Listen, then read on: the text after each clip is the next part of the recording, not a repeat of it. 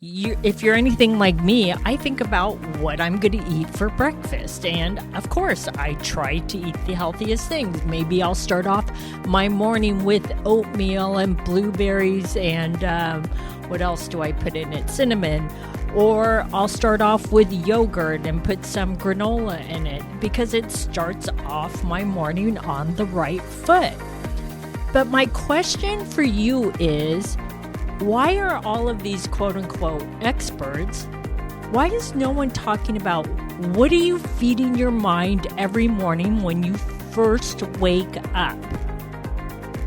Hey there, it's Suzanne Oshima, life coach for women in midlife and your fellow sister on a mission to empower and inspire you through the twists and turns of midlife.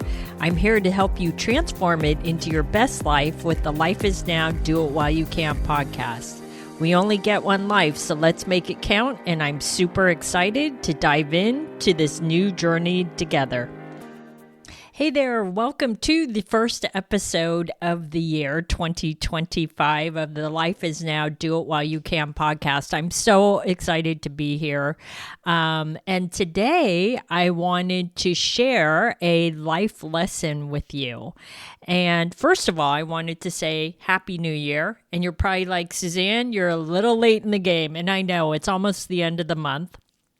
But the reason why I wanted to bring up Happy New Year is because I was thinking the other day about how at the beginning of the new year, everybody tends to set some sort of New Year's resolution. Like, what are they going to do differently this year that they didn't do last year? And most people want to get healthier, right? And maybe lose some weight. And I actually think that is the number one New Year's resolution.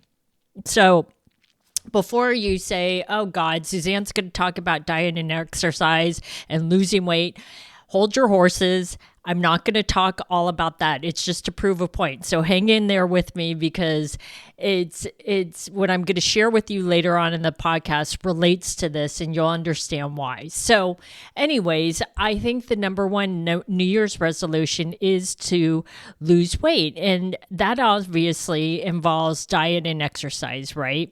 And when you talk to anybody that's an expert in losing weight or diet and nutrition is you have to go into a deep dive on what you're eating for your 3 meals for the day or what snacks you eat in between. And a lot of experts will tell you, you should eat this, you should eat more lean protein, you should eat more vegetables, less oil or whatever it is. And they'll say, and you shouldn't eat that, whether it's sugar, carbohydrates, alcohol, or you should limit this and stay away from this or that, right? And there's all these restrictions.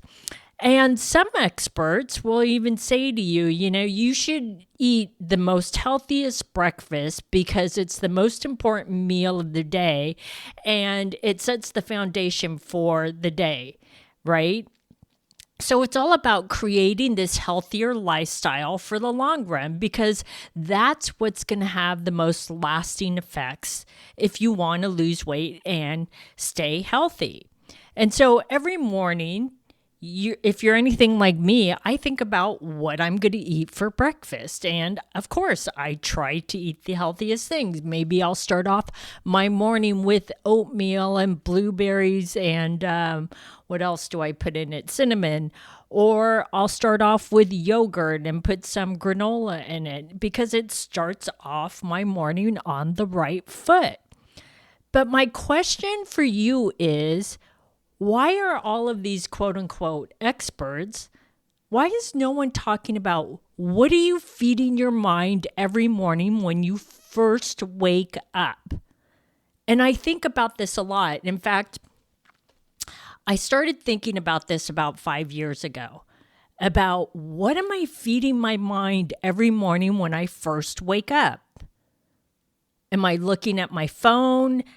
Am I looking at social media? Am I looking at emails? Am I looking at news alerts? Or am I turning on the TV and watching the news?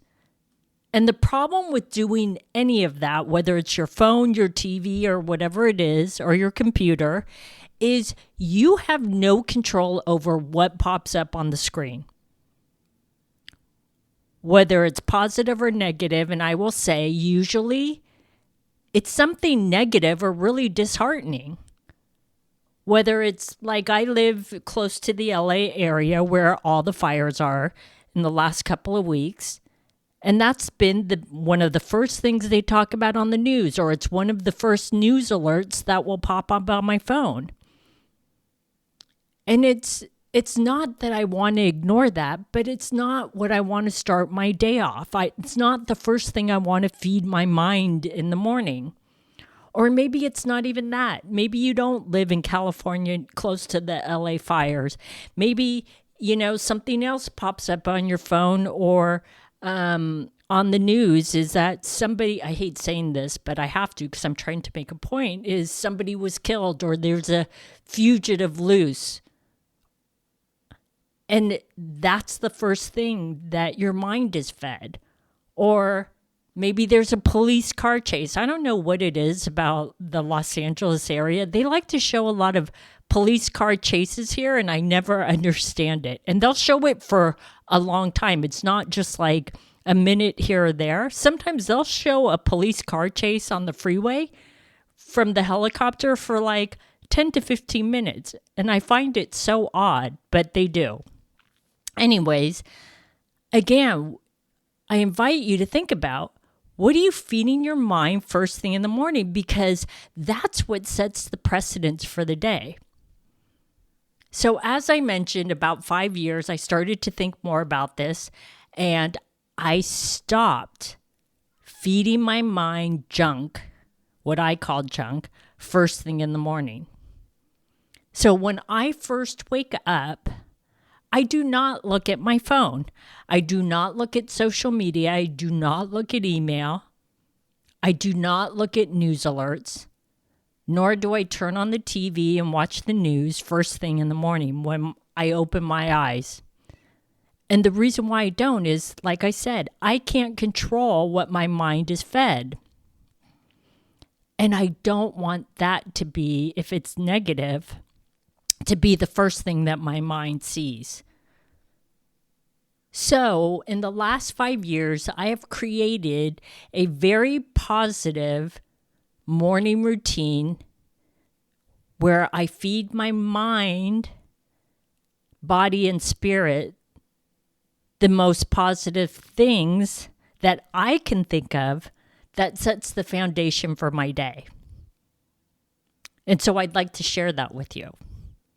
So the first thing that I do is, and by the way, before I share this with you, is let me just preface this with, I am not a morning workout person. I am that person that always likes to work out at night. That's my thing. So for me to do some morning exercises or stretching first thing in the morning, that's a big deal. It took me a long time to get into this routine. It did not come naturally. So again, I first start off with some stretching. I'll do some yoga poses.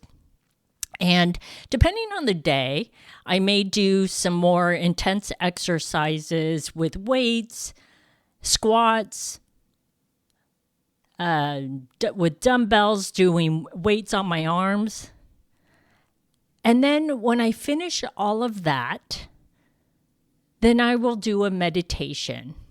Not a traditional form of a meditation, but a form of meditation that allows me to focus on what I want to manifest in my life. So obviously something very positive. What do I want to manifest in my life? So I focus on that while I meditate. And then at the end of the meditation, I do my prayers. And after my prayers, I forgot one thing that I do before my prayers is I do some deep breathing exercises. Some deep breathing exercises that help calm my soul. And if I'm feeling any anxiety towards anything, that helps bring down my anxiety levels. And I will tell you, the deep breathing exercise that I learned is from Deepak Chopra. And it's a really great breathing exercise. I don't know what he calls it, but it's a really great, simple breathing exercise that really helps calm the vagus nerve. And that's how I start off my day. And then I go into the prayers, and that at the end of it, I feel so great because I have now fed my mind, body, and spirit the most positive thing that I could start my day off with. And it really sets the foundation for my day. And I will tell you that when I start my day off this way, anything could happen, but I feel so strong in my positive foundation that no matter what happens, I feel like I can handle anything and everything. Now, does that mean everything goes hunky-dory throughout the day? No. But I will tell you, I feel so much more grounded when I start my day by feeding it the right things. Now, am I perfect, and do I do this every single morning?